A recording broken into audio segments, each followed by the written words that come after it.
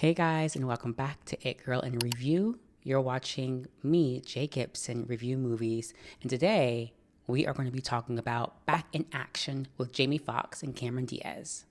15 years ago, me and your mom were non-official cover operatives for the CIA. We went off the grid to start a family. Can you beat up all the dads in my school? I could beat them all up, just not at the same time. When your enemies find out that you're alive, they're gonna come after you and your kids. I'll just tell you guys now, as you can tell by the title, this was not a good movie.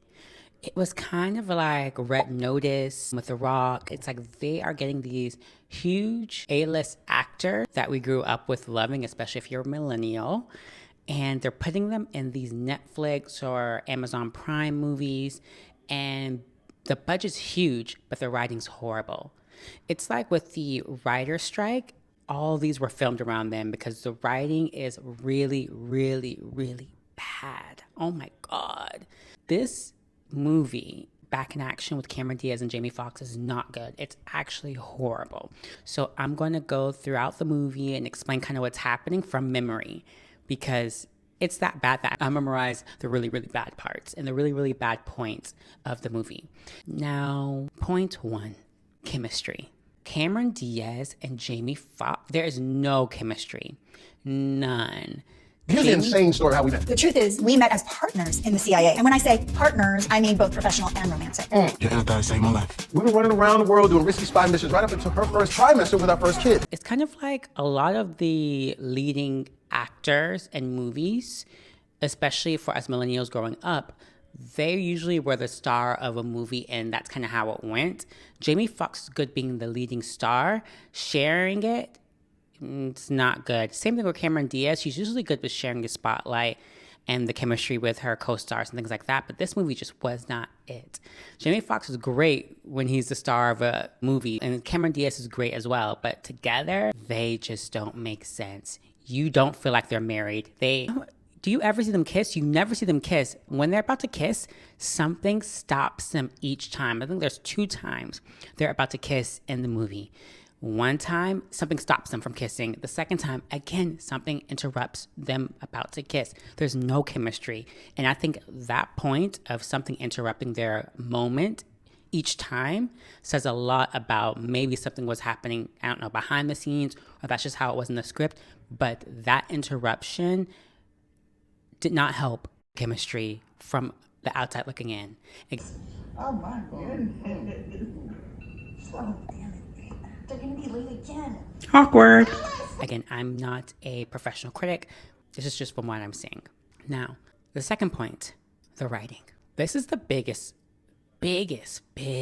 gripe for me at least.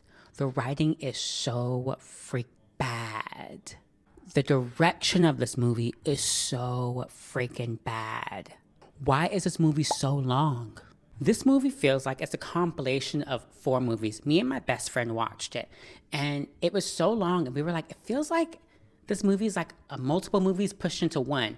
And I told my bestie, it feels like this was supposed to be a TV show, and last minute, they said, no, we're gonna make this a movie. This seems like it was greenlit for it to be a TV show, maybe scheduling conflicts between the cast, who knows? But then in turn, in the end, they made it into a movie. So much happens in this movie that does not make sense. The pacing is really bad. It's so bad with the writing. I don't know their names. I don't know their kids' names. I don't know anyone's names because you really don't hear it and everything's moving so fast from point A to point B, from point A to point B. With my quick little summary of why I dislike this movie, there's more to it. Let me just get into the explanation of this movie. So Back in Action with Cameron Diaz and Jamie Foxx. In the beginning of the movie, obviously they're secret agents. You could tell by their location and where they're told to go by their Charlie, for pun's sake. Charlie is telling them where to go, what to do, what to say, and monitoring them and making sure everything's okay. They go do their job in this foreign country. They go to this beautiful, rich mansion for the job, and it's gorgeous. And I'm like, geez, this is beautiful. But is this our opening scene? It just didn't make sense. So you're introduced to Cameron Diaz and Jamie Foxx at the mansion. And for me, at least, I don't remember their names. I don't remember them introducing their names. The special agent on the phone says their names. Don't remember at all. Don't remember their agent names at all. So they're interacting in that mansion. I think they were going to get a key. I'm not sure. And so they get it. They do their due as secret agents, and they decide to leave because they're successful in the mission. So when they're going to the private jet, because I was like, is this Mission Impossible? Private jet? They got money like that? Like as secret agents? Just them two? Whatever. So they go on the private jet. They try to keep the relationship a secret, but the special agent who oversees them notices it. It's like, oh, they're sleeping with each other, da da da. Anyways, fast forward on the plane, she tells him that she's pregnant because she found out in the beginning that she did some pregnancy tests. She tells him on the plane because he said, oh, you can't drink champagne. You love champagne, da da da. So after she tells him that, all of a sudden, the cabin crew in the private jet, they're the bad guys. They pull out the gun. Jamie Foxx and them start fighting. They're fighting all over. Eventually, the pilot gets his head shot off, and the plane starts falling down, down, down. They win, of course. They beat all the bad guys up in the private jet, Cameron Diaz and Jamie Foxx. And at the end, the plane's falling off of a cliff, and there's only one parachute. Jamie Foxx gives it to Cameron Diaz. He says, it's for you. Save us and raise our kids. Raise our kids, you know? And then she grabs him with her legs, and she wraps her legs around him. And yeah, they fly off. And then they said, okay, everyone thinks they're dead. We're dead now because the plane crashed, so we can create a whole new life and get out of this industry.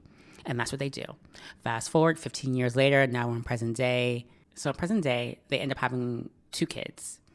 So one young woman who's, I want to say 14 in the film, who they're scared of, you know, the stupid trope of like, oh my gosh, Gen Z, they're so scary, or Gen Alpha, they're so scary, and they're so intimidating, da da da. And they have a son as well who seems nerdy, as they say, you know, kid tropes. And so they're trying to be cool. They're out of the action of being spies, and they're living their lives. And on the way to living their lives with their daughter, she asked them, hey, can I go over to study with my friend? And they say, okay, yeah, go study with her. That's totally fine. Because she doesn't want to hang out with them. Yeah, go study with her friend. They assume she's studying with her friend. Then they found out she's actually at a club. They go to the club while she's 14. They go to the club and, you know, she's partying. And for me, the third gripe I have is, why does your 14-year-old in the film have to be in that situation? So the parents go to the club, they find her, they try to get her out, and they say, okay, yep, you gotta go. You know, she's with some of her other underage friends. But at 14, I'm like, you're 14. And so they're saying, oh, you gotta go, and some random bad guy is like, oh, well, she doesn't look 14 to me, or she doesn't look underage to me. And I'm just like, what are we doing? First of all, the fact that you guys hired an actress who could place a 14-year-old who looks like she's underage, so she must be, who also looks like she can get into an 18 and over club. Let kids be kids in these movies. Let kids look like kids in this movie. She looks underage. Why would you guys put her in character to be at a club to look like 18 or something like that? And then who put in the writing to make the bad guy say some weird crap like that of, oh, she doesn't look underage to me, she looks old enough to me? Why would y'all even, like, again, the writing's bad. The writing's horrendous. I feel like most people who watch this, like me, like my bestie, watched it because we love Jamie Foxx and we love Cameron Diaz. And we all watched it. So I feel like the whole world watched it. We're like, oh, great. Yay, we love them. But no one thinks it's good. Everyone thinks it's bad. Most people I've seen about this movie has said, this is a bad movie. Just because people watch it doesn't mean anything. This is a bad movie. This was not well made. This is piss poor. Probably one of the worst movies Jamie Foxx and Cameron Diaz have ever done, if not the worst. It's that bad, Netflix. So back to the movie, they get her out of the club and they fight all the bad guys in the club who tried to say weird stuff to their underage daughter. So they beat them up, all that stuff, break a camera because some guy filmed it, and they leave the club. The daughter's like, how'd you guys do that? Blah, blah, blah, you know. And they said, well, no, don't change the subject, you know. Why would you be at a club and not tell us? Why would you try to sneak out and be at this club? Side note, their kids do not know that their parents are spies. Anyways, back to it. Still don't know the kids' names to this day. So lo and behold, the next morning, the overseer and the spy, he knocks on the door, finds them, is like, hey, if I can find you, the bad guys can find you. You guys need to go and get in hiding now. His brains gets blown out immediately, and then you see all these bad guys shooting at them. So shooting at the house. Don't worry, the kids are at school.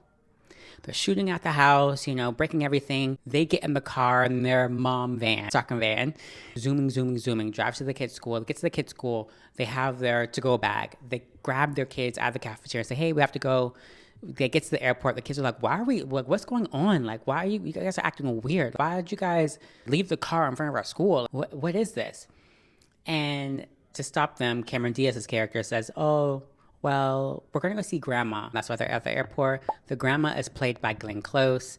Cameron Diaz and her do not have a close relationship. She's very distant from her mom. The kids are shocked because they're like, we have a grandma? They didn't even know they had a grandma. Again, bad writing, because you would assume your kids who are preteens and teens are going to ask, hey, where are our grandparents? Or, hey, mom, tell me about your mom. Tell me about your dad. You would think that would happen, but no. The writing skips all that and says, oh, we have a grandma? I don't know. So the grandma lives in the UK. They fly to the UK, of course. So when they get to the UK, they have to hide and scheme and hide their faces kind of in a suspicious way when they get to border control to get their stamps. And I'm like, you guys see these people kind of being suspicious and kind of looking away from the camera and stuff like that. And y'all not going to stop them? Okay. So they continue on to get to the airport bus. So they get on the airport bus, they look around, the kids are still asking questions and things like that. They tell the kids, no phones, things like that. They see a guy leaving his car to get on the bus. So they get out at the same stop, and of course, they hijack his car. They're in the car. The kids are lied to. They're saying, oh, this is our rental. They start driving towards Cameron Diaz's mom's house, Glenn Close. And on their way there, they stop at a restaurant. The kids are talking inside the restaurant. It's like a gas station type restaurant, like a Tesco. And while in there, the kids eat a little bit and they talk about the situation, like why they're not telling us stuff. And oh my gosh, what if they're actually criminals on the run? What if we are criminals on the run? Conspiracy theories from the kids, because again, the kids were never told the truth. No clue why in the writing the kids weren't told the truth up until now, but whatever. They turn on his PS5 or whatever, like a handheld game, because it can connect to the internet. The bad guys find them and track them there. The bad guys come. There's a whole fight out that happens and things like that. Of course, Cameron Diaz and Jamie Foxx are successful. The kids and them leave and rush off, and they throw the Game Boy, whatever, out the window because they realize that they were tracked from that. And yeah, they go to Glenn Close's house and they meet this guy who's married maybe to Glenn Close. I can't remember his character's name either. This is long, I know, guys. And then Glenn Close pretends like everything's fine and dandy. Fast forward, the bad guys track them there because they realize by tracking the land area to where the Game Boy kind of was found on the way to Glenn Close's that she is Cameron Diaz's mother. So they get there, the bad guys, they grab the kids, they threaten them and say, hey, if you don't give us the key, we are going to kill the kids, essentially. And you're asking me, Jay, what key? Your guess is as good as mine. No clue what the key did in the beginning. That's the original thing to why they got the key at the mansion when I first start telling the story of the movie. No clue what the key does. Maybe it ends the world. I don't know. It was hard to follow, guys. I tried. So to push forward, they say, yep, we're going to get the key. We're going to figure everything out. We know where to meet them, time and place. They go to try to meet them at an event party in the UK. Remember, they're still in the UK. They go, I think it was a black tie event or something like that, I would say. They get to that event, looking everywhere. They find the elevator, go up the elevator, and because they still can't find their kids, even though they did what they were told, realize what's going on. The bad guys go to officials saying that, hey, you actually want this, you have to give us money, or we're going to flood all of London, something like that. And so they bring down the dam and London starts flooding and all that jazz. And that's when we're like, oh my gosh, we're all so worried. Jamie Foxx and Cameron Diaz's character see that their kids are on a boat and things like that. So they have to try to get to them because, again, they want their kids and they just want to finish this and be done with this. So the guy who they thought was a bad guy was not the bad guy. He was a partner or something of theirs before. It was actually their overseer, the one who oversaw them and their original mission at that mansion. He is the bad guy. He's selling them out. So he's the one who actually has the kids. And that's when they find out, oh my gosh, he's the bad guy. Yada, yada, yada. They actually find that out at Glenn Close's mansion or house a little bit earlier, but I forgot to bring that up. So I'm just going to say they found out then. I don't know. They get on the boat, beat all the bad guys up, da, da, da, da.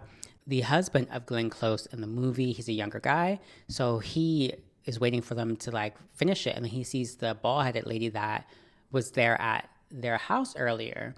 So he knew she was the bad guy. So he decides to ram into her car. He rams into her car. Of course, she passes out. He gets in. He's like, I don't know what to do. I don't know what to do. Again, bad writing. He figures out how to stop the water from flooding London and pull it back up the dam. No clue how he figures that out because he's not a genius. He's not an agent. He's not a specialist or anything like that. But again, it's just bad writing of a movie that was supposed to be a TV show, I believe. And they essentially throw the kids out of the boat. Of course, they have lifesavers on them. And Jamie Foxx and Cameron Diaz jump out of the boat because they realize it's heading towards the wall of the dam that's coming right back up. And so they jump out. The overseer who's still in there, he, of course, is still in the boat. The boat crashes into the wall and everything explodes at that wall. Fast forward to a little bit later, and we find out that the overseer who was there on the boat, who's the bad guy now, there was no body found. So they don't know if he's actually dead or not. And they end the movie with something, something, something. It's your father. I don't remember exactly the verbatim of what was said, but it's basically insinuating that there's going to be a part 2, and we're going to be introduced to Cameron Diaz's father.